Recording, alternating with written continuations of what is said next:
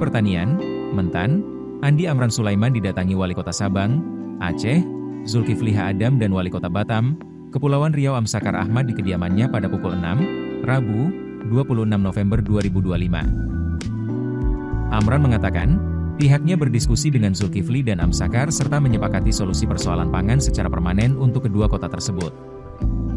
Pertemuan dilakukan setelah beberapa waktu lalu Amran bersama aparat berwenang menyita 250 ton beras impor di Sabang dan 40,4 ton beras impor di Batam. Keduanya masuk melalui kawasan Free Trade Zone, FTZ. Amran menuturkan, diskusi dengan Wali Kota Sabang dan Wali Kota Batam itu tidak hanya mengenai persoalan beras, tapi juga terkait produksi pertanian, khususnya di dua daerah itu. Amran mendengar dari Zulkifli di sana terdapat produksi kakao yang hasilnya diekspor ke Eropa. Ia menyebut, pada kesempatan itu Zulkifli meminta bantuan bibit kakao, bibit kelapa, padi gogo, dan pompa dari Kementan. Sementara, pihak Wali Kota Batam meminta bantuan bibit hortikultura seperti jagung dan pasokan beras premium.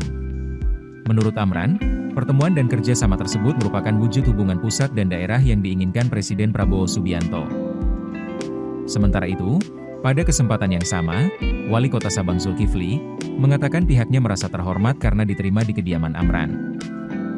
Sebagai kepala daerah, pihaknya menaati keputusan yang disampaikan Presiden Prabowo dan menterinya menyangkut swasembada pangan dan larangan impor beras. Sementara itu, Wali Kota Batam Amsakar Ahmad mengatakan, pihaknya mengaku senang bisa berdiskusi dengan Menteri Amran. Menurutnya, dalam diskusi itu semua pihak sama-sama bersepakat mengedepankan kepentingan negara.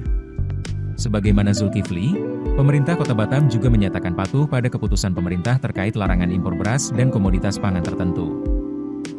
Sebelumnya, Kementan mengungkap praktik impor beras ilegal di Sabang, Aceh sejumlah 250 ton, Minggu, 23 November 2025. Beras itu disimpan di gudang milik perusahaan swasta, PT Multazam Sabang Group. Kegiatan impor itu dinilai melanggar aturan dan perintah Presiden Prabowo yang melarang impor beras. Kemudian, pada Senin, 25 November 2025, Kementan kembali menyita 40,4 ton beras, 2,04 ton minyak goreng, 4,5 ton gula pasir, 600 kg tepung terigu, 900 liter susu, 240 pieces parfum, 360 pieces mie impor, dan 30 dus frozen food. Usai penyitaan itu, pemerintah Provinsi Aceh sempat menyampaikan keberatan. Gubernur Aceh Muzakir Manaf melalui juru bicaranya, Muhammad MTA mengeklaim tidak ada regulasi yang dilanggar Badan Pengusahaan Kawasan Sabang, BPKS, dan pihak terkait.